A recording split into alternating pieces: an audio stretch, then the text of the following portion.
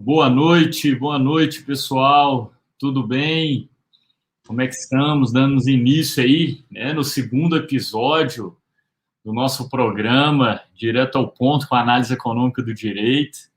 Vamos começar hoje falando um pouquinho de regulação, nosso bate-papo, né? De hoje eu não sei se é bem um programa, se é bem um bate-papo, mas depois de alguns eventos nós vamos chegar, né, Fernando? Saber qual que vai ser a natureza jurídica desse nosso bate-papo, desse nosso evento quinzenal, que começou na semana passada aí com a Amanda, com o Ivo, com o Cateb, e agora, hoje, nós estamos dando início a esse projeto muito legal, que é esse bate-papo aí sobre análise econômica do direito, principalmente com esses assuntos mais específicos, mais polêmicos do nosso dia a dia, que surgem aí nos noticiários, né? Então, primeiro eu queria dizer que todos sejam muito bem-vindos a esse nosso webinar da Associação Mineira de Direito e Economia e do Grupo de Estudos, né, do GED, aí da UNB, em parceria com o IDP. Esse é o nosso segundo episódio, e a proposta realmente é trazer essa discussão quinzenalmente, às segundas-feiras, e os temas mais urgentes do momento brasileiro sobre a ótica do Law and Economics. Os convidados, né, serão sempre especialistas nos temas da discussão. Então, hoje, a moderação será feita por mim, né, Gustavo Figueiredo, presidente da AMDE, e o professor Fernando Mereguim, do GED. Então é isso, boa noite a todos, agradecer aí a presença de cada um de vocês e passar a palavra aí para o querido colega Fernando. Boa noite, Fernando. Valeu, Gustavo. Boa noite a todos. Como você disse, né, o nosso propósito aqui, então, é apresentar temas atuais com insights de Law and Economics de uma maneira leve, informal. E para esse episódio de hoje, a gente vai tratar de um tema que está muito em voga, regulação econômica e seus limites. E para isso a gente tem dois convidados especiais, dois grandes conhecedores do assunto. Andrei Vilas Boas de Freitas, que é o subsecretário de Advocacia da Concorrência do Ministério da Economia, e Antônio Claré de Oliveira Júnior, que é o diretor-geral da Agência Reguladora de Abastecimento de Água e Esgotamento Sanitário de Minas Gerais, a ARSAI. É um prazer tê-los aqui. Vamos deixar eles se apresentarem e aí a gente começa o debate. Começar aqui com Claré, por favor, Claré.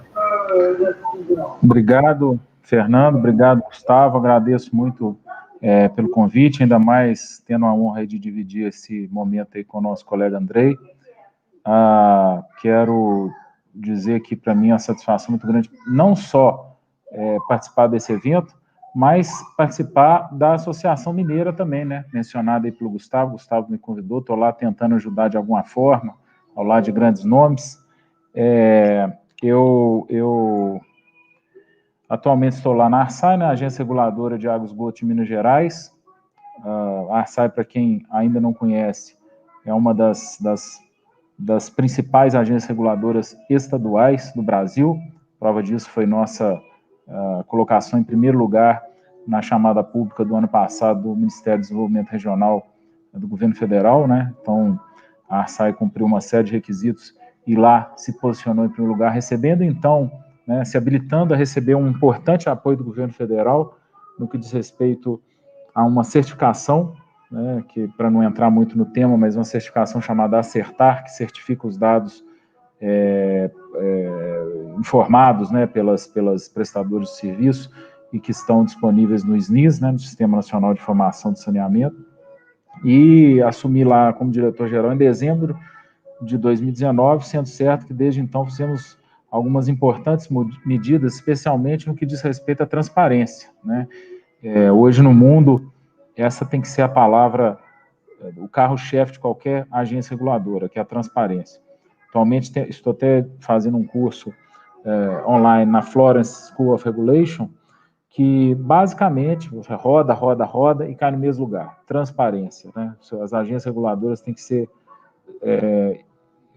transparentes em nível de extremismo, né? E é isso que a gente tem feito, seja disponibilizando a agenda da diretoria publicamente, seja divulgando já todas as datas das reuniões de diretoria colegiada de todo o ano, transmitindo ao vivo no YouTube, deixando registradas também, Enfim, a gente vai falar hoje ainda aqui, né, nesse nosso programa, sobre o AIR, né, que é a análise de impacto regulatório, que hoje ele é obrigatório para agências reguladoras federais, mas nós já nos obrigamos a tal, né, através de resolução conjunta dentro do governo de Minas, inclusive já fizemos duas, vamos falar aqui sobre essa experiência, essa importante experiência que economizou bastante para o bolso dos usuários,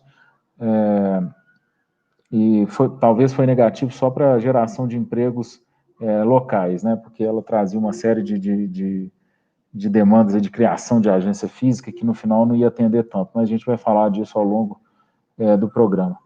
Então, a gente está lá desde dezembro de 2019 tentando buscar essa transparência com extremismo, né, que é nosso foco. Acho que todo mundo está bem alinhado lá. Nós estamos em um governo liberal, um governo, eu falo, as pessoas até assustam, né? A gente ouve casos de gestões anteriores onde houve pelo menos denúncias, né, do governo tentando se meter em agência reguladora. Eu posso dizer que em momento algum tive ninguém do governo, do Palácio Tiradentes, me ligando nem para saber o que a gente estava fazendo lá, né? Eles realmente nos dão a liberdade total para a gente fazer o serviço de uma agência reguladora, que é um trabalho independente, né, sobre a Copasa. Ainda mais que a Copasa o governo tem ações, né? Aí que seria mais estranho ainda o governo se meter, mas realmente não se mete. A gente está terminando agora uma revisão tarifária, revisão que acontece de 4 em 4 anos. Desde abril de 2020 estamos trabalhando essa revisão e seria mais do que normal o governo entrar em contato, olha, para que lado está indo, tal. Ninguém nem tentou nada, nem tentativa. Então, isso ajuda muito. É preciso trazer mais independência, especialmente orçamentária, para as agências reguladoras, mas para outros momentos. Nessa gestão do governo Zema, nunca passamos nem por curiosidades nesse sentido. Mas para outras talvez seja importante essa mudança. Então, já sem querer alongar muito nessa primeira palavra, só dizer que estou aqui à disposição para a gente bater um papo sobre essa questão, especialmente econômica, na regulação. Obrigado. Legal, Claré, brigadão. Andrei, por favor. Boa noite. Eu queria começar agradecendo, né, a oportunidade. Realmente muito bom a gente poder tratar de um tema que está sendo muito debatido, tem havido muitos eventos similares a esse, alguns com perfil mais acadêmico, alguns com perfil mais dessa conversa que eu espero que a gente tenha aqui, mas tem havido muito debate em relação a como deve ser a regulação, quais são os limites que devem ser colocados, deve haver limites, que tipo de metodologia ou de instrumental as agências devem incorporar no seu dia a dia para aprimorar o que elas já fazem hoje, como é que isso afeta o funcionamento da economia, como é que isso afeta a atratividade para investimento, ou como é que isso pode se tornar ou não uma questão concorrencial. Então, em função desse debate, é muito bom poder estar aqui, poder trocar ideias, poder falar sobre diversas iniciativas que a gente vem desenvolvendo. O Fernando disse, eu sou subsecretário de Advocacia da Concorrência na Secretaria de Advocacia da Concorrência e Competitividade do Ministério da Economia. Estou lá há praticamente um ano. Antes disso, estive na Secretaria Nacional do Consumidor, servidor público federal, desde o tempo que eu não tinha barba branca. Então, é muito bom a gente poder ver como tem avançado algumas discussões no âmbito do governo federal, e como isso ajuda a aprimorar o funcionamento da administração pública como um todo. É muito importante que a gente tenha esse aspecto que o Claré levantou, que eu acho que é fundamental. A discussão ela tem que ser a mais transparente possível, o tempo todo. Sim, um dos princípios da administração pública é justamente esse. Então, dar abertura para que haja um debate amplo, para que a gente possa buscar as melhores soluções é fundamental. Sem isso, a gente não avança, a gente começa a criar dogmas, começa a criar estruturas engessadas, a gente para de estar aberto para entender adequadamente certos problemas que surgem, e eles sempre vão surgir, e eles sempre vão ter algum fator de novidade, de algum aspecto que a gente não pensou até então é preciso estar com esse debate contínuo. Se tem algo que deve ser associado à ideia de transparência, quando a gente está falando de regulação, é a ideia de dinamismo. Não existe regulação pronta. A regulação é um trabalho permanente, contínuo, de construção, aperfeiçoamento, avaliação, identificação de problemas que podem ter surgido ao longo do caminho, correção desses problemas, busca de novas alternativas, busca de identificação de novos problemas, é isso. É um trabalho permanente. Trabalhar com regulação é isso. Então, é isso que a gente precisa ter em mente. É por isso que esse tipo de momento, esse tipo de debate é muito importante.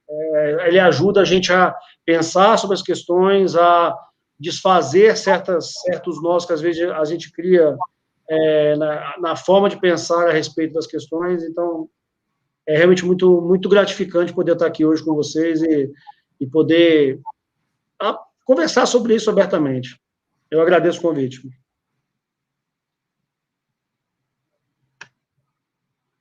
Perfeito, maravilha, Andrei, Claré. Eu acho que eu e o Fernando, né, a MDE e o GED, eles vão ser abrilhantados, e todas as pessoas que estão nos acompanhando hoje, com esse bate-bola que nós vamos fazer aqui sobre regulação e análise econômica do direito. E para começar essa discussão, esse bate-papo nosso aqui, pessoal, eu queria conversar e fazer uma pergunta aí para o Claré, diante, né, utilizando essa nossa premissa aí, lá na origem da análise econômica do direito, né, que busca referir a algum determinado método de estudo jurídico por meio de técnicas econômicas, né, neoclássicas, e que alguns temas, né, lá à época, quando se discutia a origem da análise econômica, já estavam bem próximos da preocupação econômica com direito concorrencial, com direito regulatório e comercial, né?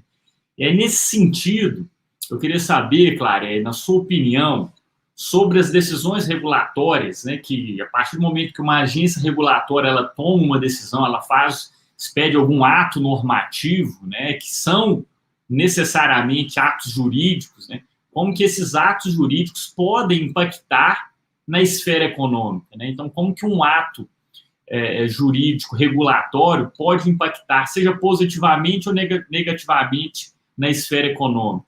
E aí eu queria saber, Claré, como, mais precisamente, na Arsai, se for possível, quando são publicadas essas regulamentações, esses atos normativos da Arsai, antes de publicar eles, vocês fazem uma análise do impacto econômico dessas regulamentações? E se sim, você compartilhar um pouquinho aí com a gente essa experiência da Arsai, principalmente quanto à evolução do ponto de vista regulatório, né? Porque a gente estava numa reunião, inclusive da MDE, eu brinquei com o Claré que quando eu estava desenvolvendo um projeto de uma PPP da Copasa, a Arsai era nos fundos, no escritóriozinho, uma salinha lá dentro do próprio território da Copasa, né? Então a gente consegue imaginar aí um pouquinho como que se trata disso. Mas basicamente é isso, Claré. O que você pode compartilhar aí com a gente sobre os impactos, né, desses atos normativos, regulatórios, do ponto de vista econômico, seja positivamente ou negativamente, e como que vocês têm feito esse trabalho de análise econômica aí dentro da Arsai?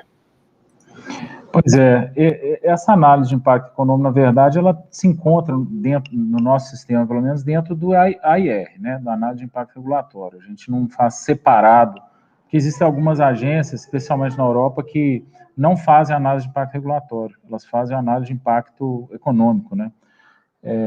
Até tem outro nome lá, né, como se fosse análise de custo-benefício, enfim. Então a gente faz dentro da análise de impacto regulatório. O ideal mesmo, né, é que não tivesse regulação, né, que a gente pudesse deixar o mercado agir sozinho, né? Adam Smith, até o próprio Hayek, né? Estou lendo um livro Hayek no Brasil agora, que é bastante inspirador nesse sentido. Mas, infelizmente, a nossa lei não permite, né? As nossas leis, na forma como elas são hoje, com o bem público existente, com a propriedade privada sendo reduzida, infelizmente, a gente precisa ainda de regulação uma série de pontos. Esse saneamento, então, é indiscutível, né? Infelizmente, a gente não pode cavar um buraco e tirar água, ou fazer uma fossa séptica, porque, no final das contas, é o bem público que será atingido através do seu esgoto ou através da falta de água, já que a água é pública, né? Ela não é privada. E o meio ambiente também é público, não é privado. Se a gente conseguisse alterar isso de uma forma bastante libertária e colocar tudo como privado, a gente poderia discutir em outro nível. Mas, como é o que temos hoje, né, com a nossa atual Constituição, vamos nos reduzir aqui, vamos nos limitar ao que temos. Não existia análise de impacto regulatório, né, na ARSAE. A partir da legislação federal, nós resolvemos nos obrigarmos, né, a cumprir essa análise de impacto regulatório. Fizemos, então, uma resolução conjunta com a Secretaria de Meio Ambiente, o IEF, o IGAM e a FEAM, de forma que todos esses órgãos hoje são obrigados a fazer essa análise de impacto regulatório. E eu tenho até um caso interessante para ilustrar, né, para não ficar tanto na teoria, que aconteceu conosco esse ano. A gestão anterior da ARSAE, em 2017, ela publicou uma resolução. Eu diria que essa resolução dizia-se muito focada no usuário. O que ela trazia? Ela trazia que existiam locais onde você tinha prestação de serviços da Copasa, locais, não cidades, né? Pode ser distrito, pode ser vila, pode ser o que for, que não tinham agências físicas para atendimento, e essas pessoas sofriam muito. Então, elas obrigaram, através dessa resolução, a simplesmente passar a caneta, a partir de agora é obrigado a toda localidade, entre parênteses, município, distrito, o que for, a ter uma agência física da Copasa, nem que seja uma pessoa atendendo 6 horas por dia. Fizeram audiência pública, obviamente isso passou numa boa, né, porque isso é populista, o pessoal gostou demais. Só que, no ano seguinte, na hora que chegou a hora da vigência dessa resolução, eles perceberam que isso ia aumentar 368 agências em Minas Gerais, agências físicas. O que eles fizeram? Suspenderam. Passaram outra resolução só suspendendo para análise. Só que essa análise nunca veio. Agora, na nossa gestão, a gente demandou, então, internamente mesmo, a equipe da ARSAE é bastante técnica, bastante ligada à tecnologia, isso eu tenho que falar, diferente de muitos órgãos, que tem um pessoal, às vezes, mais velho, mais desanimado, lá tem muitos jovens extremamente empenhados, tanto é que os resultados da ARSAE melhoraram na pandemia, isso é impressionante, né? Esse negócio de home office coube muito bem para o pessoal lá, essa coisa de trabalho remoto. Então, para você ter noção, nessa pandemia aumentou em 40% a produção de pareceres, né, de relatórios de fiscalização. É muita coisa, 40%. 40% durante o ano, né, de 2020. E mais, o tempo de resposta para demandas que eu falo, Ministério Público, Prefeitura, deputados, os requisitos, ela era de 120 ou 130 dias, do início do recebimento até a entrega, né, passando por todas as fases, todos os setores, até a entrega da resposta. Hoje é de 66 dias. Então, assim, é um pessoal muito moderno, né, muito tecnológico. Mas aí, nós demandamos internamente essa análise de impacto regulatório. O que ficou constatado? Eles nos deram 3 ambientes. Um ambiente que era manter a resolução, onde teríamos, então, um aumento de 368 agências físicas e um aumento de 30% da tarifa, acreditem, 30% da tarifa da Copanor e 1 ou 2% da Copasa. É pouco, mas é alguma coisa, né? 1 a 2%, na verdade, é bastante. Se você for considerar que a nossa revisão tarifária está propondo uma redução de quase 1% na tarifa, é muita coisa, um aumento de 1 a 2%. Então, esse era um ambiente que eles identificaram. O segundo ambiente, que era o que eles sugeriram, que eles acharam que era o melhor, que era a bandeira verde para eles, era você limitar somente a municípios. Todos os municípios teriam que ter agências físicas. Isso aumentaria também o número de agências em 50. E o impacto na tarifa seria pequeno, mas existiria. Seria alguma coisa por volta de 0,5% para a Copasa e 15% para a Copanor, que é muito. E o terceiro era simplesmente revogar tudo. Revogar tudo, não ter aumento nem nada. é perigoso, mas aí nós falamos assim, vamos entender aqui nessa análise de impacto regulatório quantas pessoas estão sendo impactadas. Agora, pensem bem, toda essa ideia, toda essa história de aumentar 368 agências, sabe quantos usuários hoje não têm acesso à agência física na sua localidade sabe quantos por cento aumentaria se tivesse essas 368 agências? Quantos por cento, vocês imaginam aí? 10, 15? Isso aí, o André acertou, 2%. 2,6% das pessoas. Ou seja, a gente teria um aumento de 30% da tarifa.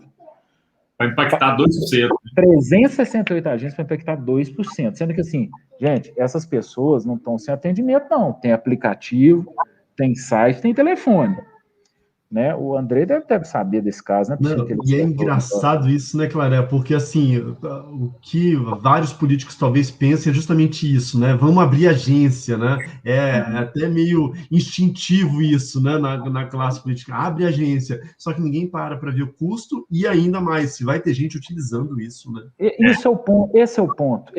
No primeiro momento parece muito legal. Falar, pô, vamos levar a agência para todo mundo, né? Só que quantas pessoas vão ser impactadas? 2%. Ah, mas esses 2% são gente. Mas eles têm aplicativo, têm internet, têm telefone, eles não estão ficando desamparados, né? E mais, é certo 98% pagarem por esses 2%, né? Assim, é um negócio muito complexo. A gente até está discutindo na revisão tarifária, eu posso falar porque está publicado, né? Isso são dados que a gente já publicou a nossa proposta final, né? Inclusive, quem nos assiste, convida a visitar o site arsai.mg.gov.br. Desde dia 20 de abril está publicada a nossa proposta e vai até 20 de maio. Aí, 30 de junho, nós vamos publicar a versão final, que vai valer por 4 anos. Então, convido todos a entrarem lá. E tem um ponto exatamente nesse sentido, que é a questão do debate de EDC e EDT, né? A tarifa de coleta, tarifa de tratamento. Nós propusemos o fim dessas duas tarifas e criar só a tarifa de esgoto, né? A tarifa de coleta hoje é 25% da água e a tarifa de esgoto é 100%. A gente está definindo uma de 74%. E aí, eventualmente, alguém que só tem coleta está reclamando, mas a minha vai aumentar. Primeiro, eu não sei se vocês sabem desse dado, mas de todos os mineiros que têm sistema de esgotamento sanitário da Copasa em Minas, sabe quantos tem só coleta e quantos tem só tratamento? Vocês imaginam? Poucos, né? Quase 90% em tratamento. Assustador, né? Quase 90%. Tratamento de esgoto, quase 90%?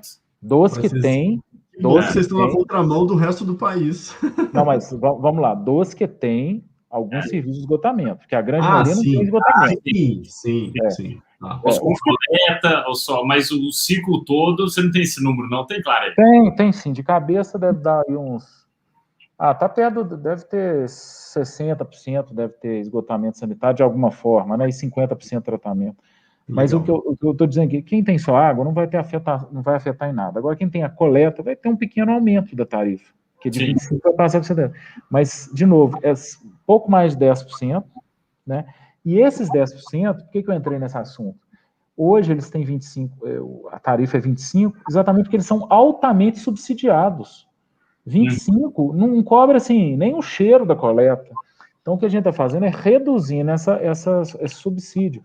Só que quem é afetado se indigna. Agora, será que é justo 90% das pessoas bancarem as 10%?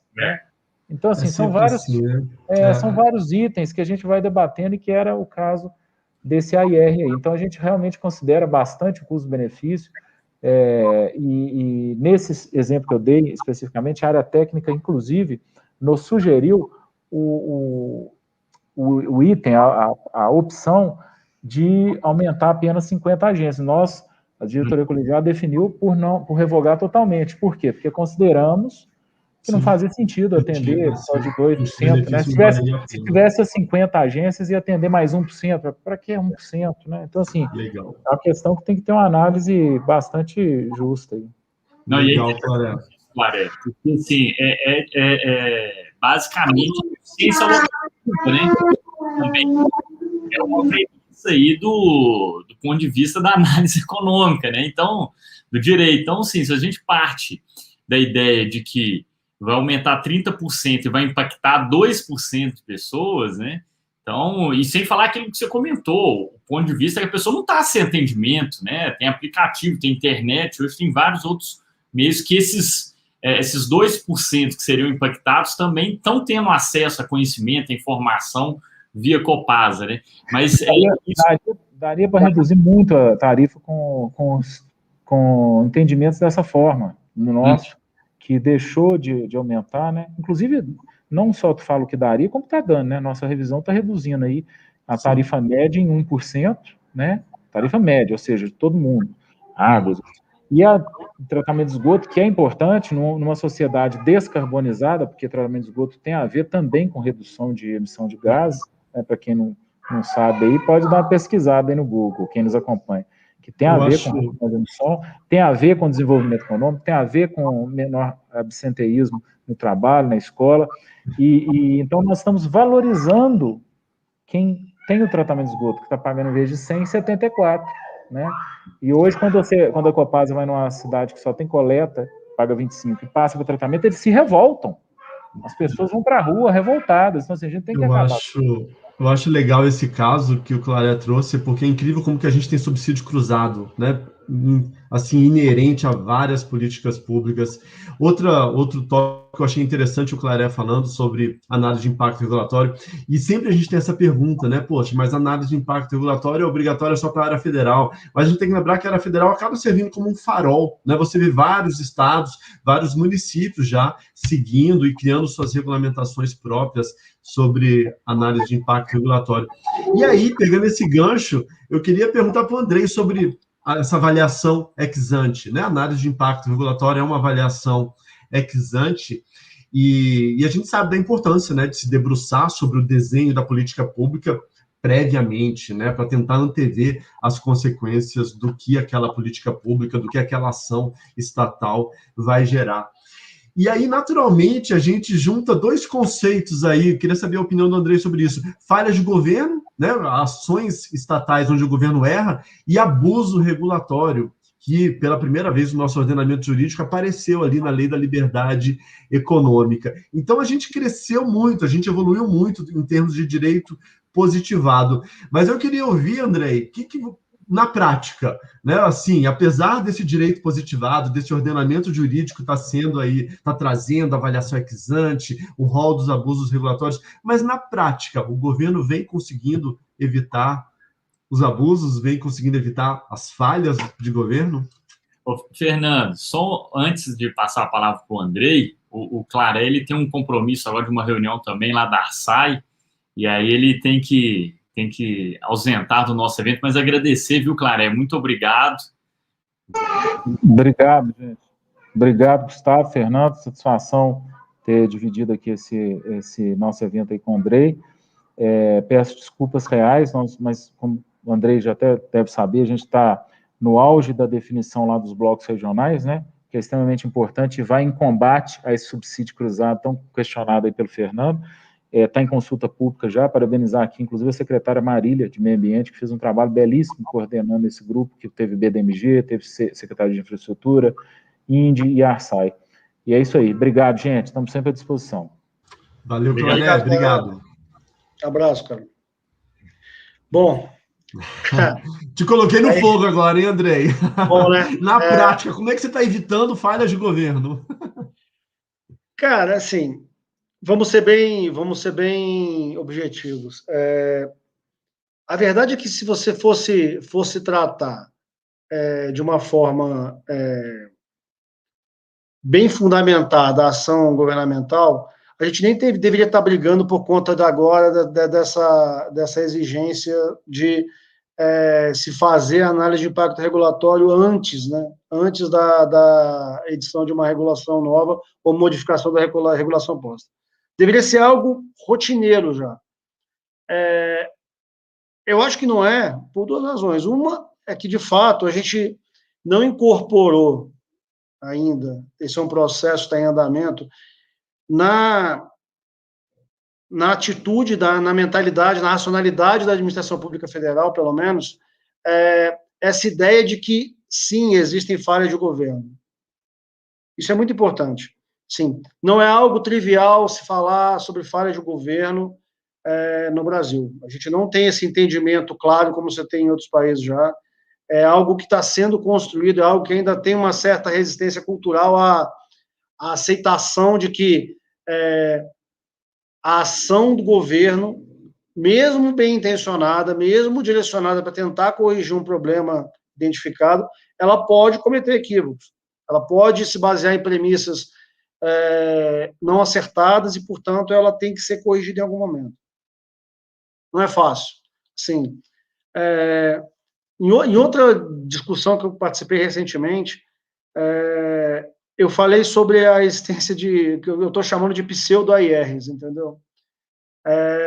Isso tem sido muito comum, mais comum do que deveria. Mas assim, acho que o principal problema que a gente pode enfrentar desde o dia 15 de abril, quando você começou a vigência da obrigatoriedade da utilização de AR para as agências federais, para o Ministério da Economia e para o Inmetro, o pior cenário que a gente pode ter é a gente não fazer AR, a gente fazer algo parecido com a AR. Isso é muito ruim. É muito ruim por dois motivos. Primeiro, porque você não produz a informação, o fundamento necessário, de fato, para acertar a regulação que você está colocando.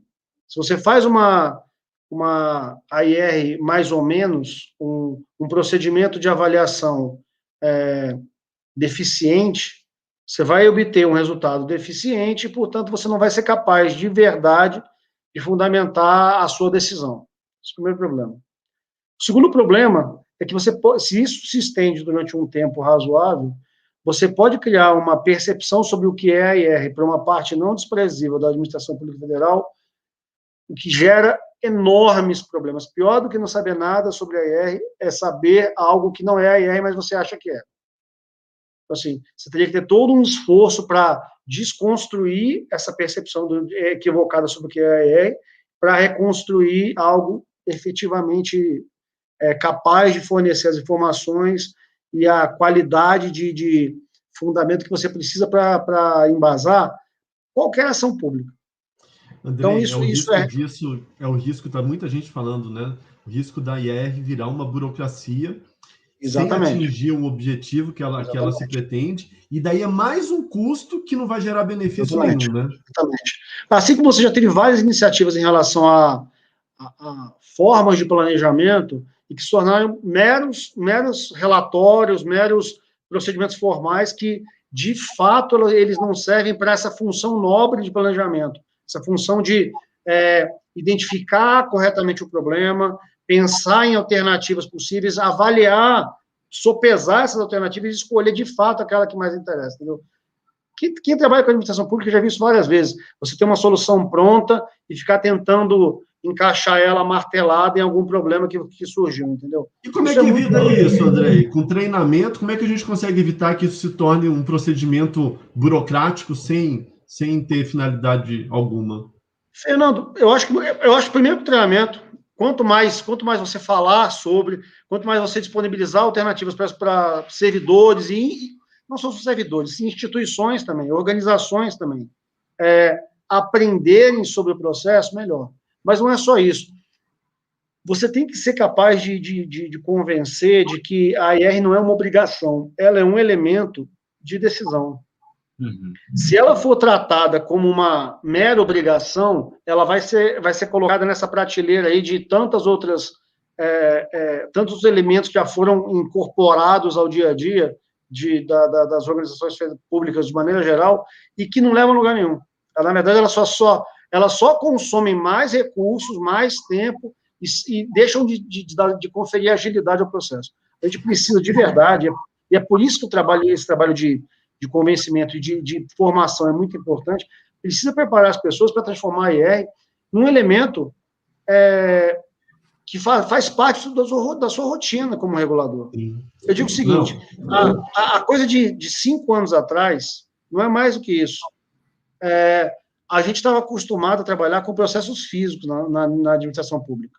Uhum. Você ficava andando para lá e para cá com 80 volumes em papel. a chance de você perder informação, de você duplicar informação, de você perder tempo procurando era enorme. Você, em coisa de 5 anos, você incorporou a rotina dos servidores e das organizações o conceito e a funcionalidade de processo eletrônico.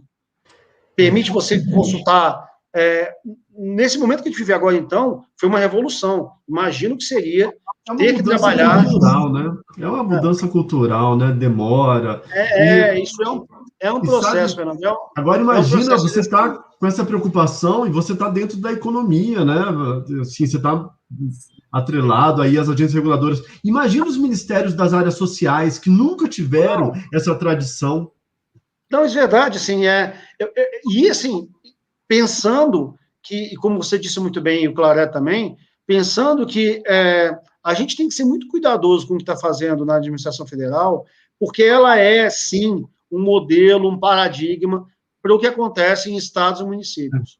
O que tiver de bom e de ruim aqui, na metodologia que foi desenvolvida, nas rotinas que a gente incorporar a nossa atividade cotidiana, elas vão ser, em alguma medida, reproduzidas em estados e municípios. É algo natural, faz parte de como funciona a federação.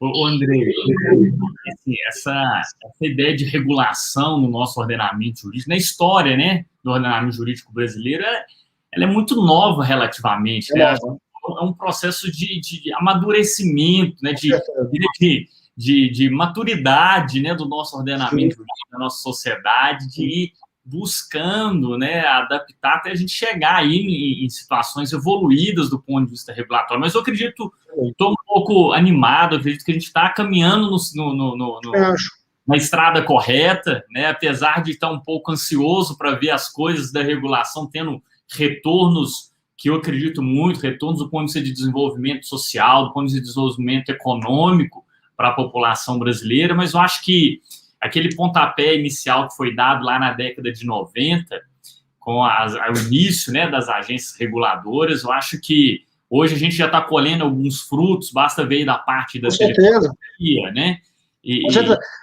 Gustavo, isso é algo que eu queria explicitar aqui. Quando a gente hoje faz uma crítica e propõe ferramentas para avançar nesse debate, de forma nenhuma a gente está desconsiderando todo um esforço de construção que saiu do nada, porque a gente não tinha nada de regulação, e que, num período de tempo pequeno, é pequeno mesmo, são 30 anos, nem isso ainda, para algumas agências nem isso ainda, 30 anos no governo federal, você criou todo um arcabouço regulatório, todo um conjunto de organizações funcionando, de instituições funcionando. Cara, isso não é desprezível, muito pelo contrário, isso é algo para ser aplaudido. Assim, você tem hoje um corpo técnico nas agências qualificado, que entende profundamente dos temas que estão sob sua competência, que é capaz de produzir conhecimento ali de uma forma muito robusta. Mas, assim, isso não tira a necessidade da gente... Eu vou voltar ao que eu disse no início. Se você acha que regulação é algo posto, algo dado, é uma foto, você está completamente equivocado. É um processo permanente, contínuo, de amadurecimento, reavaliação, questionamento das suas premissas, pela simples razão de que a economia é assim. O funcionamento dos mercados é assim. Serviços públicos, né? Estão sempre em desenvolvimento. Toda vez que você der um certo tipo de incentivo na forma de uma regulação, você vai gerar uma reação. Sim. E essa reação ela pode ter resultados dentro daquilo que você estava esperando, mas ela também vai ter resultados fora daquilo que você estava esperando. Esses resultados eles podem ser positivos, que bacana, negativos, né? Mas eles podem ser negativos. E é para isso que tem uma avaliação ex-ante bem feita, né? Você agora, tem que... Deixa eu perguntar uma coisa aí, nisso que você está falando ainda. Será que, igual o Gustavo falou, desde a década de 90, enfim, as agências foram se desenvolvendo e todo esse arcabouço regulatório foi se aperfeiçoando. Será que a gente, em algum momento, não passou do tom, não houve um exagero nesse arcabouço regulatório?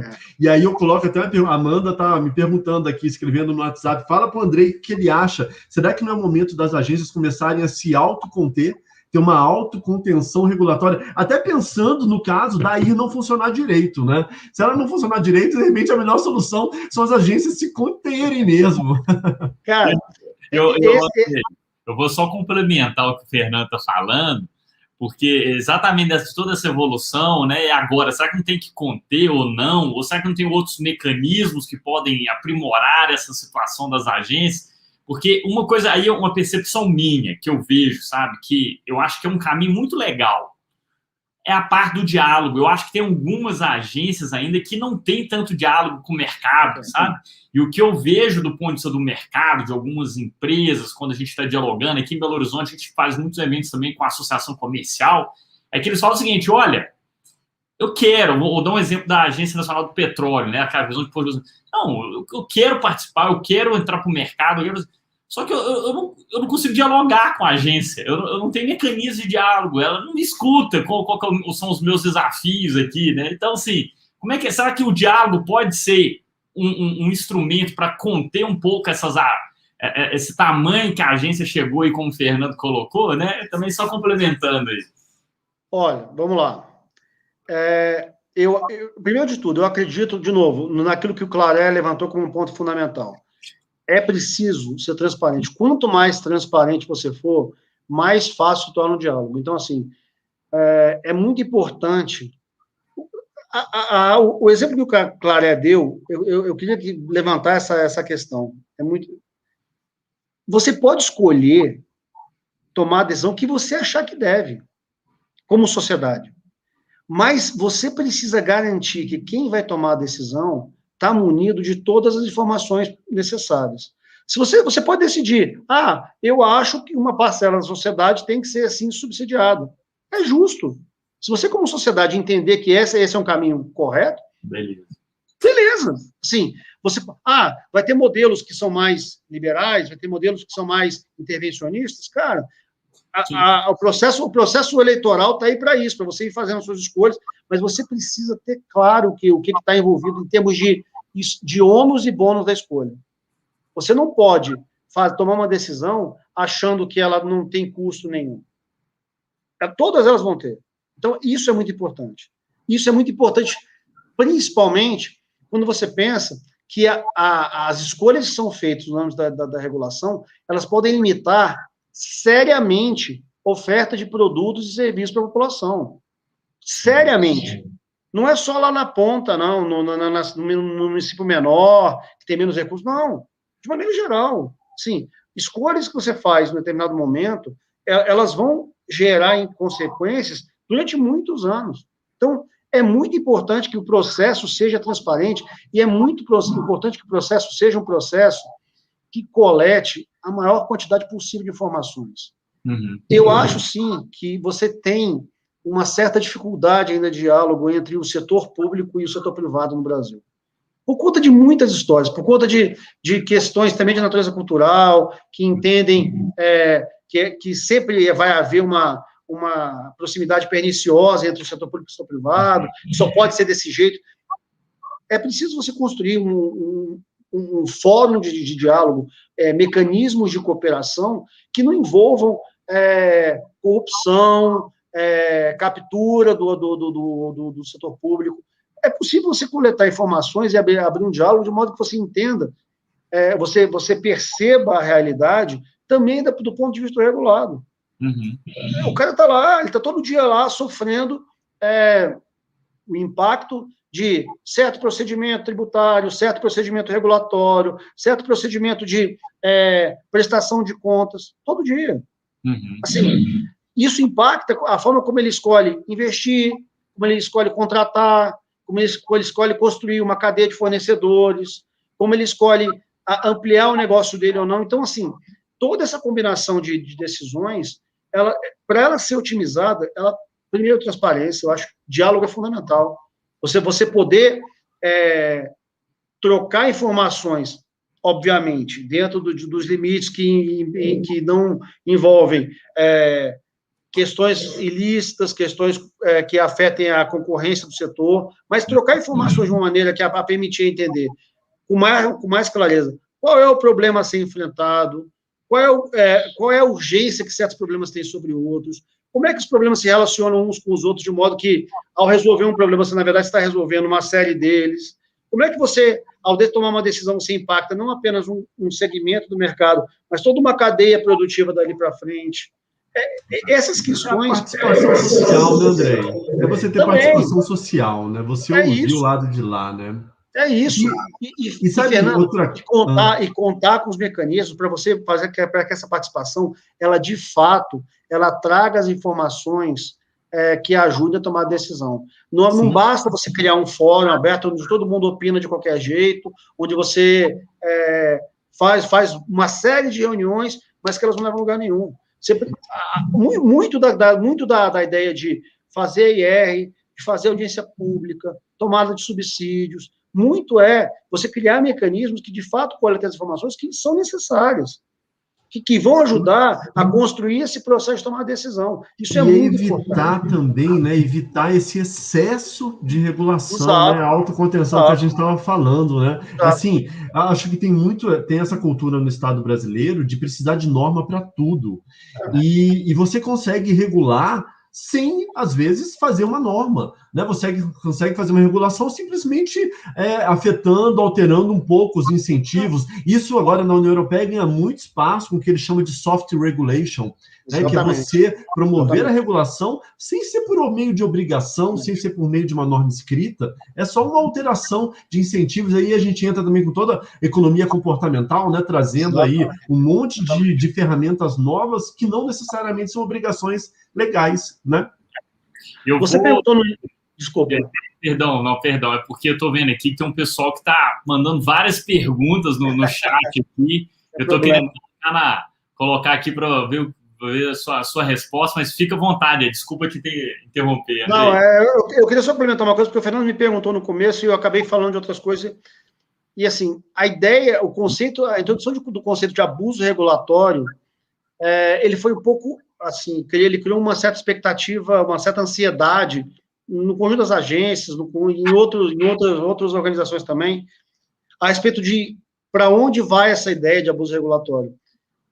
E, bom, pelo menos no entendimento que hoje está vigente no Ministério da Economia, não tem nada a ver com algo que o Claret também mencionou, com haver alguma interferência no funcionamento das agências, haver algum tipo de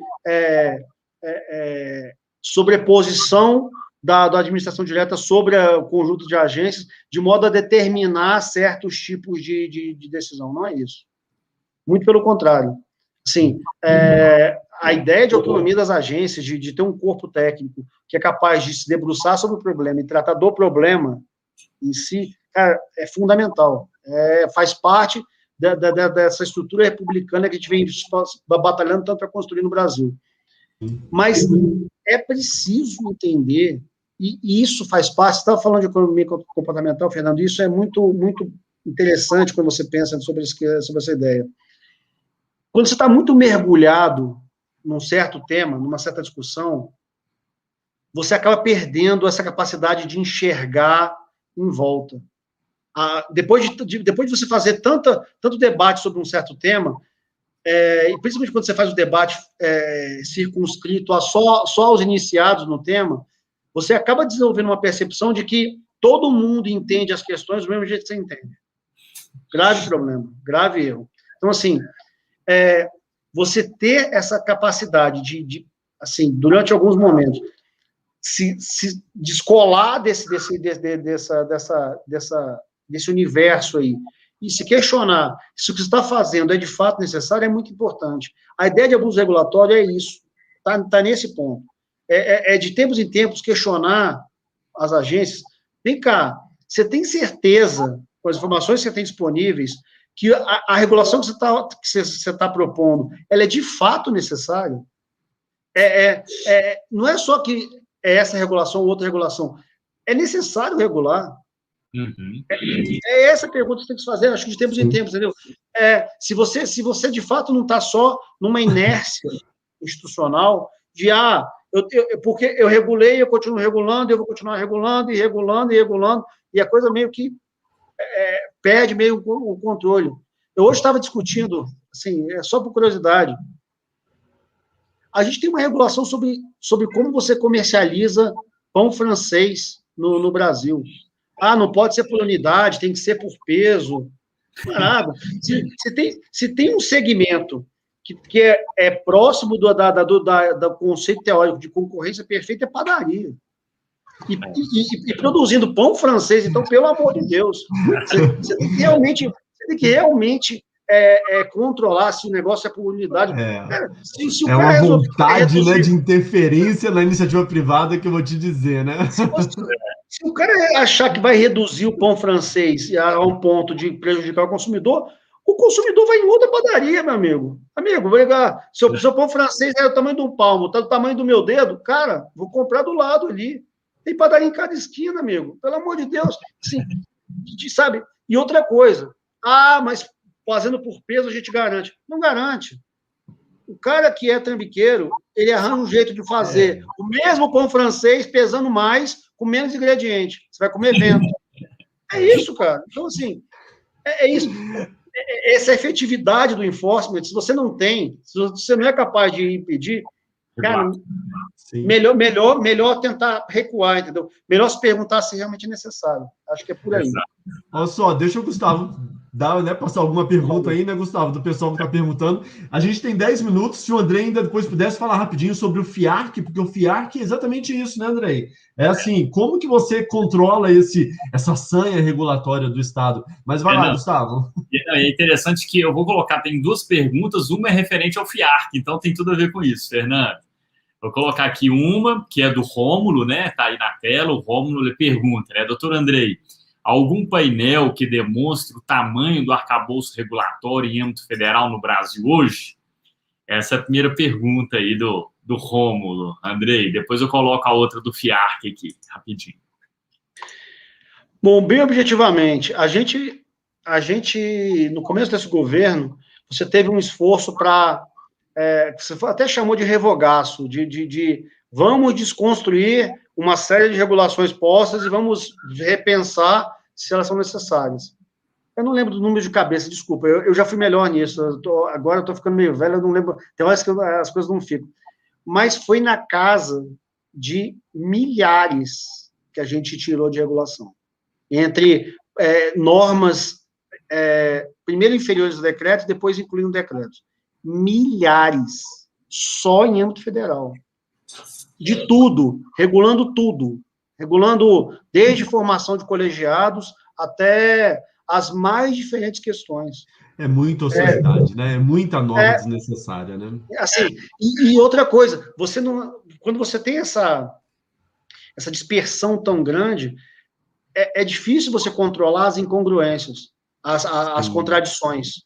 Sim. Quanto mais se abre, maior a chance de você ter algum grau aí de contradição interna no sistema. Então, você vai ter assim, vai ter regulado sofrendo com isso. De que, mas eu sigo essa norma ou eu sigo essa aqui? E não fica evidente para ele de cara. Então, assim, eu posso até depois mandar para vocês. Isso tem, né? Isso foi divulgado, eu lembro. Assim, você consegue na mídia, assim. Mas eu posso depois passar para vocês isso, mas isso tem fácil, tem relatórios grandes sobre isso. Sim. Mas de verdade, de cabeça não vou lembrar. Mas foi na casa de milhares, então, assim, para você, só em âmbito federal. Eu lembro. Imagina isso multiplicado pela enormidade de profusão de municípios que a gente tem no Brasil. Então, dá para você ver E a outra questão, Gustavo, era sobre FIARC. Então, Andrei, a gente tem 5 minutos aqui, ó. O negócio passa rápido. Quando é bom, passa rápido. A Sara colocou aí, ó, doutor Andrei, essa autocontenção das agências reguladoras poderia vir com o FIARC? Boa questão. E aí ela complementa, né? E ela complementa assim.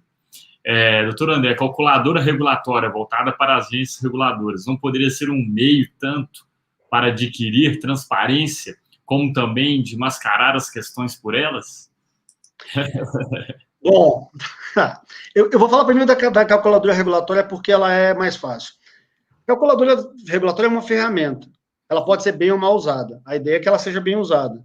Agora, o fato de usar a calculadora regulatória coloca a fundamentação quantitativa de uma determinada decisão às claras. Então, se ela for mal utilizada, é mais fácil de identificar. Melhor que use do que não use. Não usar, você pode esconder de alguma forma. Usando a calculadora regulatória, provavelmente a decisão ela vai estar muito mais transparente, e se tiver errado, é mais fácil você identificar. Sim. Em relação ao FIARC, tem havido muita especulação sobre isso, muita gente falando algumas coisas que realmente não procedem em relação ao FIARC. Vou tentar ser o mais objetivo possível para não estourar o tempo. O FIARC é um programa que, basicamente, o que ele faz é dar transparência procedimental à competência que a SEAI, que é a Secretaria de Advocacia da Concorrência e Competitividade, já tinha. O FIARC não trouxe o programa não trouxe nenhuma competência nova para a SEAI.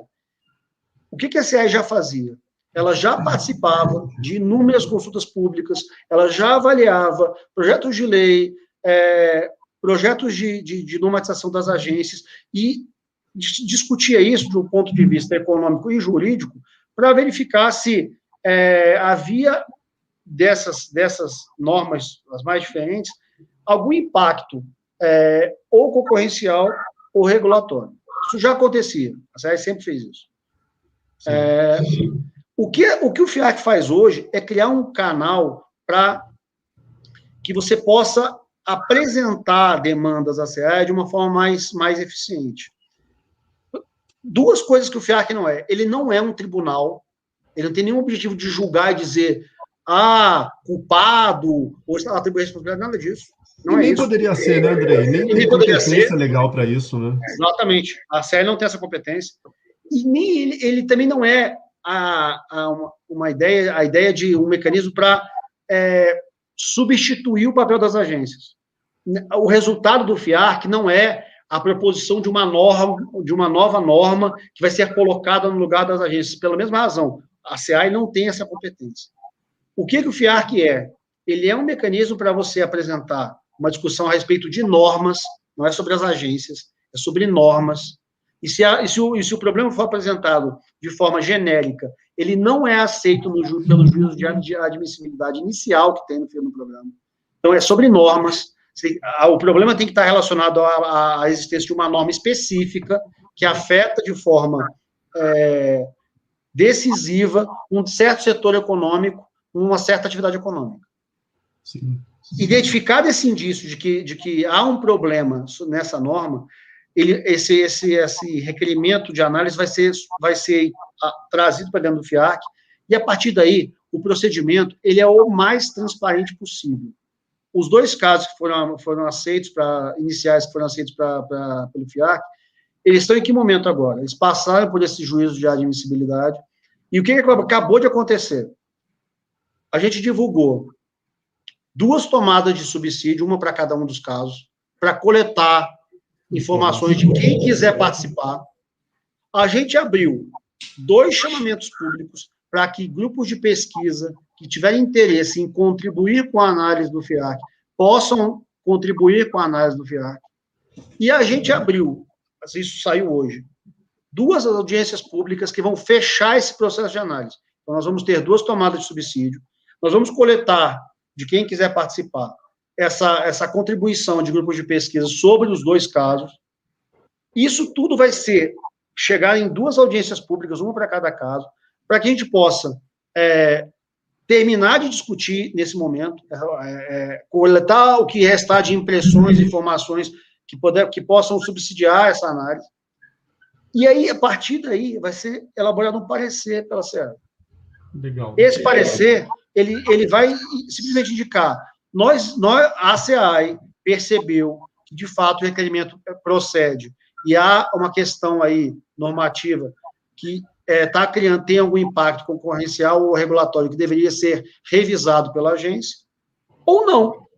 Sim, realmente, depois dessa análise toda, não há, percebemos que pode ser, talvez, o agente específico que fez o requerimento, ele pode estar sendo afetado de alguma maneira, mas, no geral, não é isso que acontece com o Não, mercado. e só de vocês trazerem isso à tona, né, isso já promove um cuidado maior de todo o Estado, né, na hora de pensar nas regulações. Gente, já são 7h30 já, Gustavo. Quando o papo é bom, vai que vai, não tem jeito. A gente tem que encerrar, né? Andrei, nós somos assim, tentamos ser bem britânicos no tempo aqui. Eu acho que está certo. Esse foi o primeiro quesito que a Amanda colocou, né, Fernanda? A Amanda é brava, né? Você sabe que a Amanda é brava, né? Bom, gente, olha, eu agradeço muito ao Claré, agradeço muito ao Andrei aqui por todo esse conteúdo, essas informações que ele trouxe, o papo super legal. Daria para a gente ficar muito mais tempo aqui, mas enfim, a gente marca uma outra oportunidade depois, se for o caso. Quem gostou, recomenda aí, né, esse nosso projeto. Ele vai ficar gravado nos nossos canais do YouTube, tanto da MDE quanto do GED, e de 15 em 15 dias a gente tem um novo episódio aí, o próximo é dia 10 de maio. Vai lá, Gustavo, encerra aí, meu amigo. Obrigado, Andrei.